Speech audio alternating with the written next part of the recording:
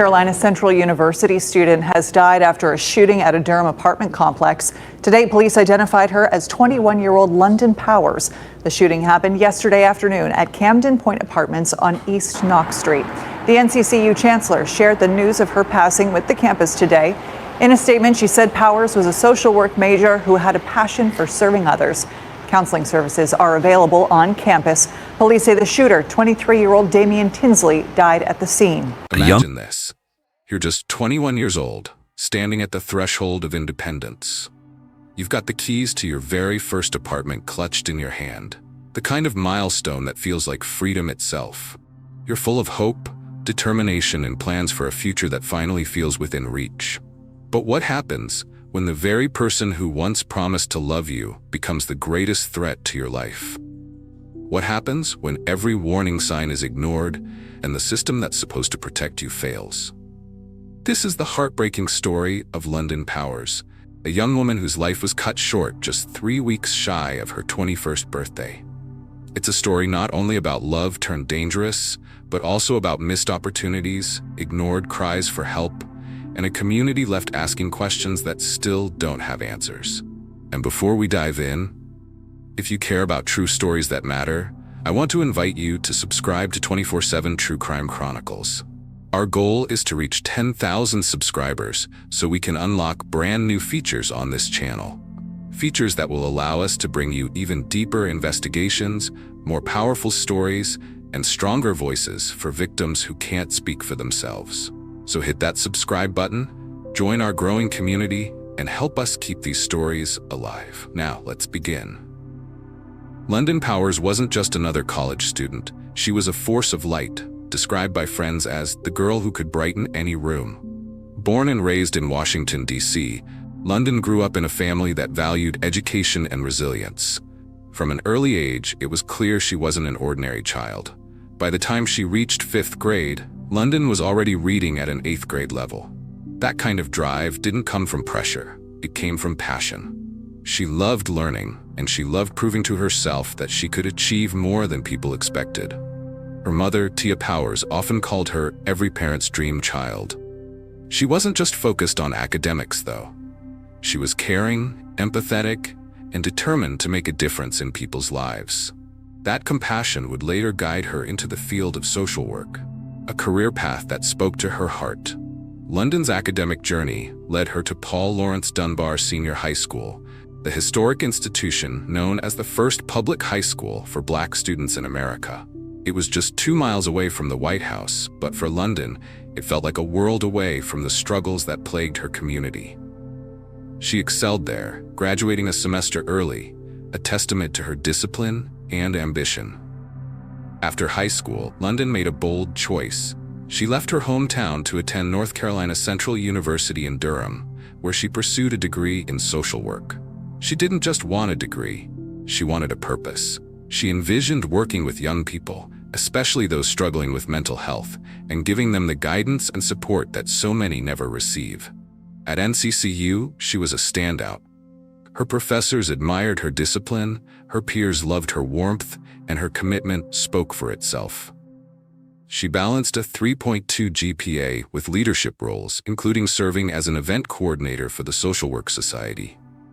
And when she wasn't studying or organizing events, London worked shifts at Walgreens, connecting with customers and co-workers in the same way she connected with everyone else, by making them feel valued.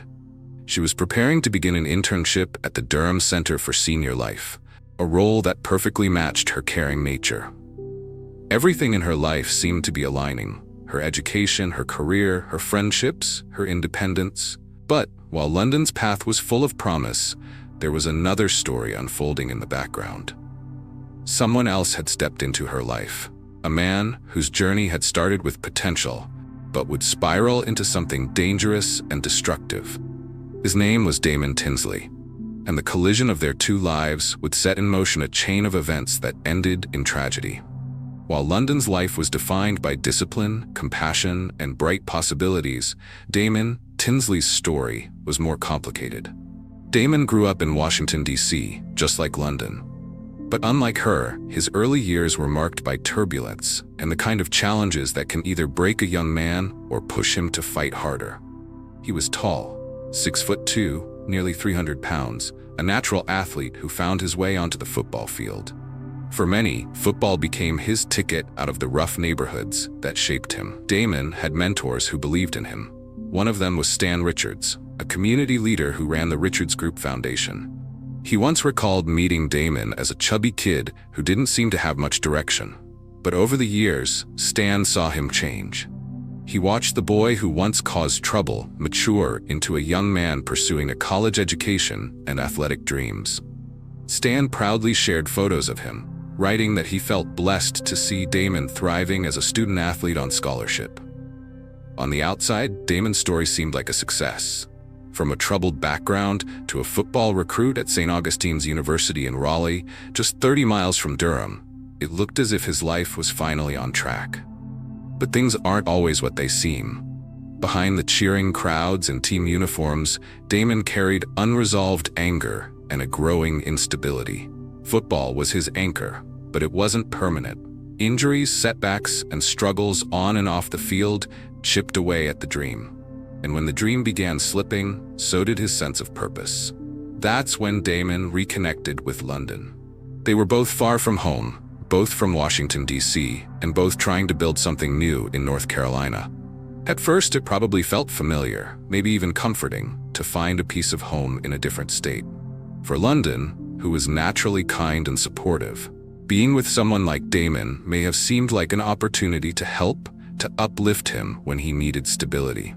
Their relationship started like many young college romances, full of promise, excitement, and the thrill of navigating independence together. But as time went on, cracks began to appear. Damon's frustrations grew. The bright future that London was building for herself only seemed to highlight the struggles he was facing. And slowly, what began as love turned into something darker. London's friends began noticing the change. The warmth in her voice when she spoke about Damon started to fade. The sparkle of excitement about their relationship was replaced by something else. Hesitation, worry, even fear. She confided that she didn't want to be with a man who brought chaos into her life. She began recognizing the warning signs, the kind she later told friends she would never ignore again. By the summer of 2025, London had made up her mind. She wasn't going to let this relationship define her or drag her down. She started making plans to leave Damon behind for good. But what she didn't know, and what so many survivors of abusive relationships painfully discover, is that the most dangerous moment is when you decide to leave. Because that's when the control begins to slip from the abuser's hands. And Damon was not prepared to let her go.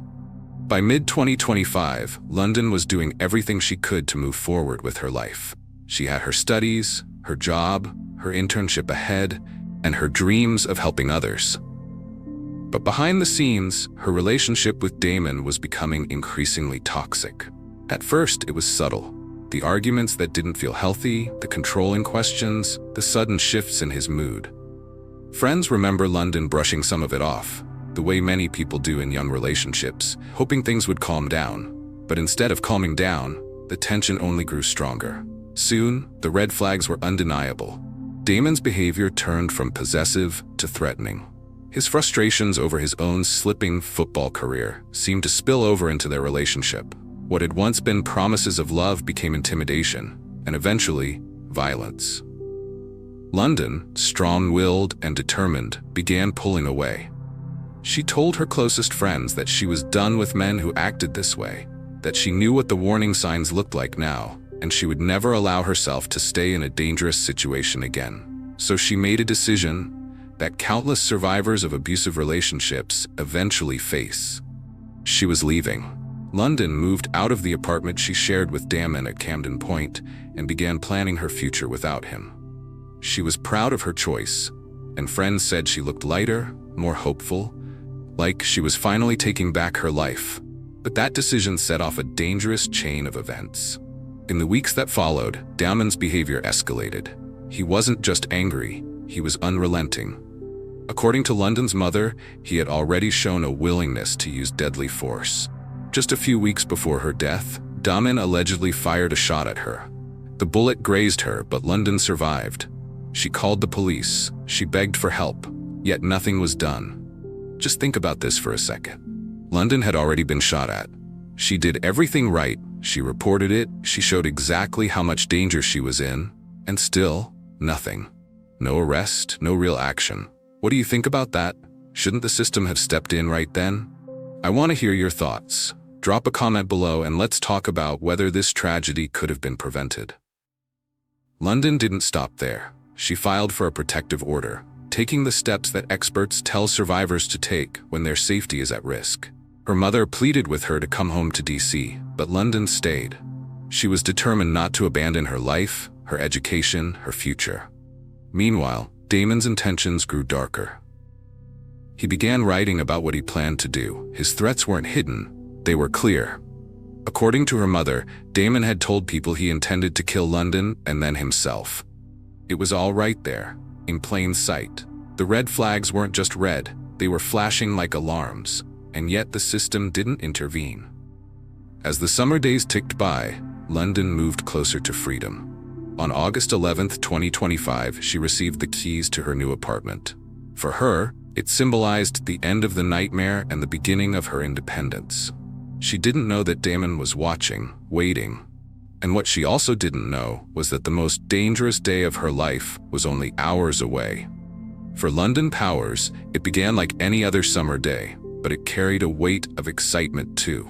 This wasn't just another Monday. This was the day she would finally close the door on her old life. That morning, she received the keys to her very own apartment. To her, those keys weren't just metal and plastic. They were freedom. They were proof that she could take control of her future, step away from danger, and build a new life on her own terms. That afternoon, London and her close friend Cheyenne She Boyd went back to Camden Point Apartments, the place she had shared with Damon, to pack up her remaining belongings. It felt like a safe plan. Two friends boxing up clothes, books, and pieces of her life, ready to leave the past behind.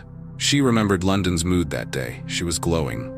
She was just so happy to finally be moving out, getting her own place, she later said.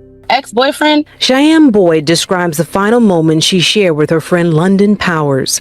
They met freshman year at North Carolina Central University. And she was also saying, like, she would never deal with no man like that again. She said she knows the signs to look for and she would just like leave if a man ever came to her.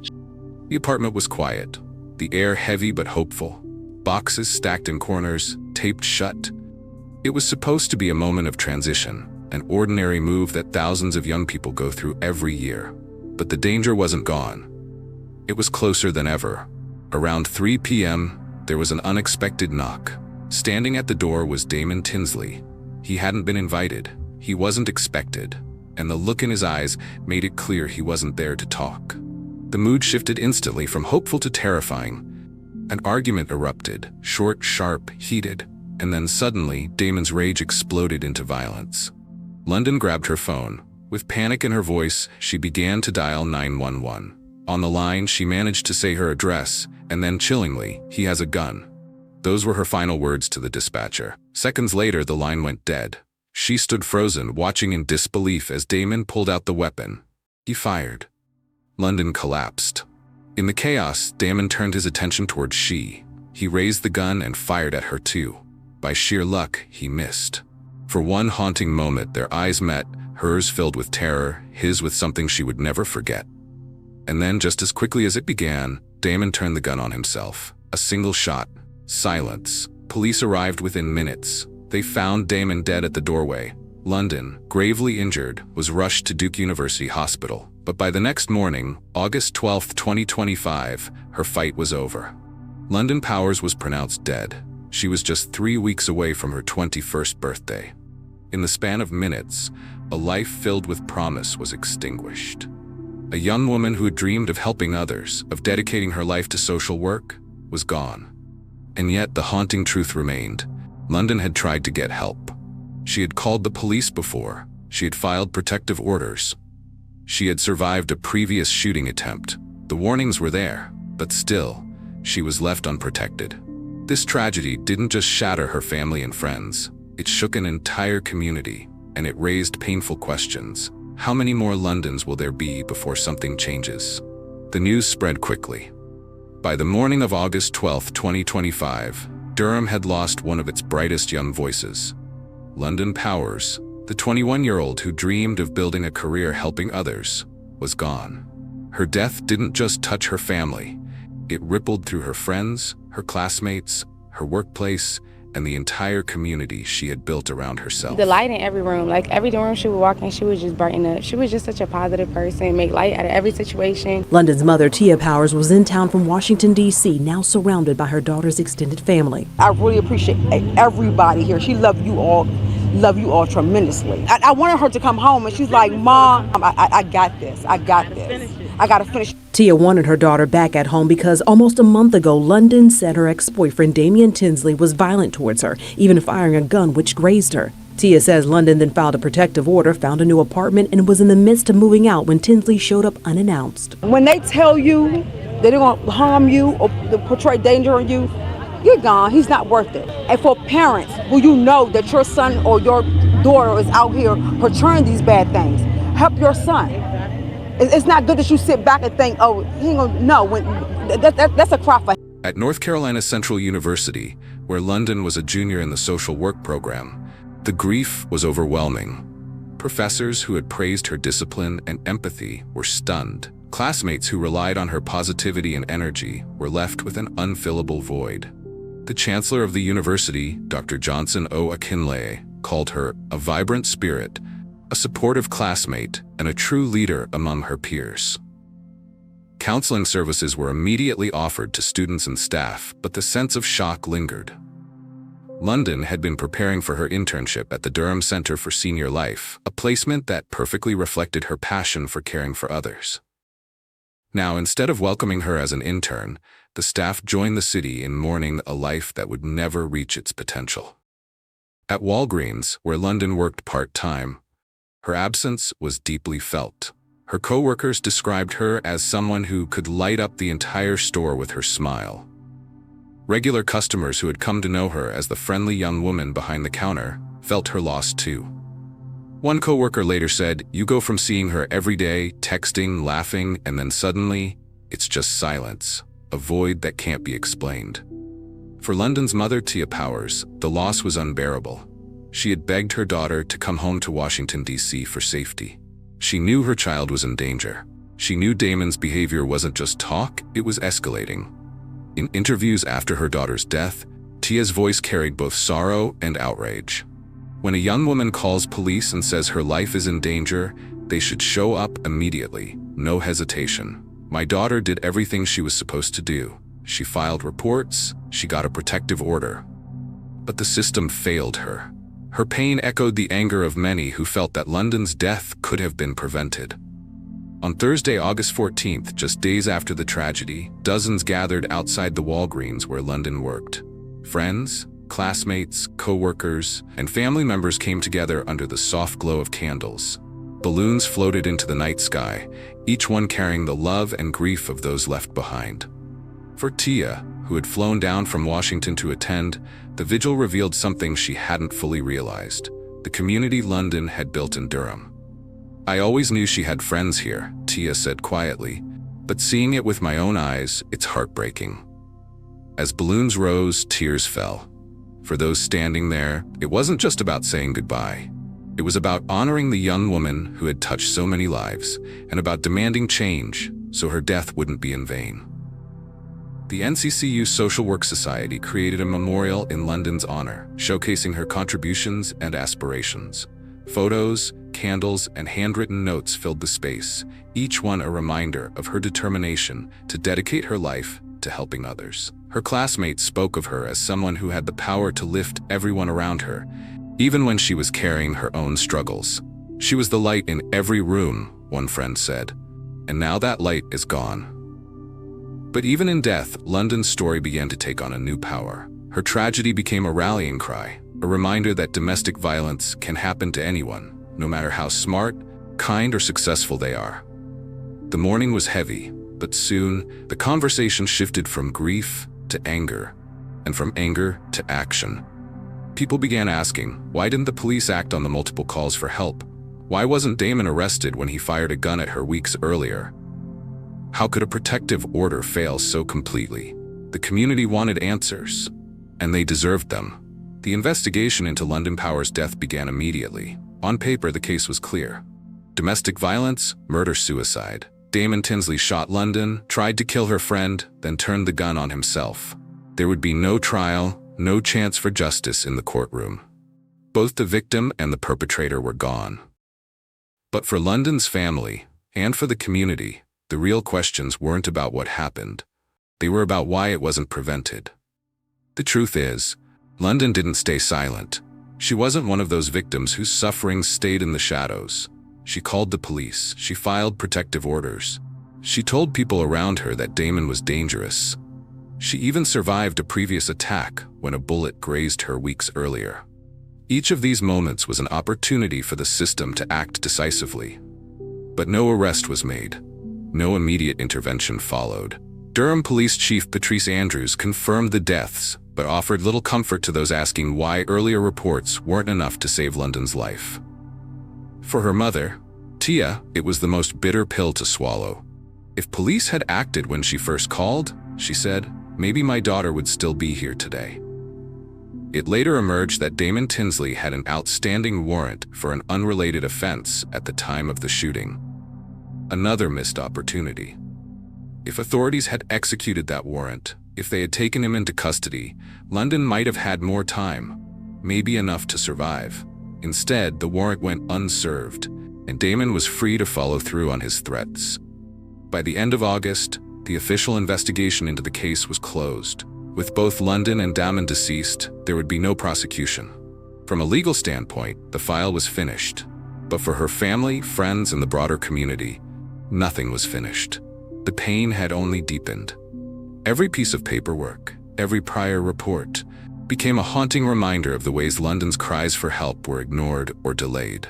London's story wasn't just about her and Damon.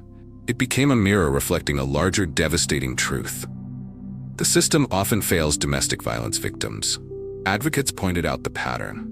Too often, protective orders are treated like pieces of paper instead of shields. Too often, threats and early signs of violence are minimized until it's too late. Too often, law enforcement resources are stretched so thin that danger slips through the cracks. London's case, tragically, was not unique, but it was deeply personal for everyone who knew her, and for everyone who saw in her story a daughter, a sister, a friend, or even themselves. As the dust settled, painful questions remained. Why weren't police able to stop Damon when London reported being shot at weeks earlier? Why was the outstanding warrant never acted upon? Why wasn't more protection offered when she filed a restraining order? And most haunting of all, how many more will it take before the system changes? For Tia Powers, there are no answers that will ever ease her pain. She lost her daughter despite every effort London made to survive. And for a community left broken, the tragedy turned into a rallying cry for change. But here's the thing. Grief and outrage alone don't bring about transformation. For London's story to mean something beyond the heartbreak, it had to inspire action. London's story is one that should never have happened. She was young, full of promise, and ready to make a difference in the world. Yet, her cries for help were met with silence, and the system that should have protected her failed. But her life cannot just be remembered for how it ended. It must also be remembered for how she lived, with courage, with love, and with a determination to help others. And that's where you come in. If you found yourself moved by London's story, if you believe no other family should endure this kind of loss, then let's keep her memory alive together. Share this video, talk about her story, and most importantly, make sure you never ignore the warning signs in your own life or in the lives of those you love. And before you go, hit that subscribe button, not just for us, but for yourself. Because every week, we share stories that matter, stories that can save lives, open eyes, and remind us why awareness is power.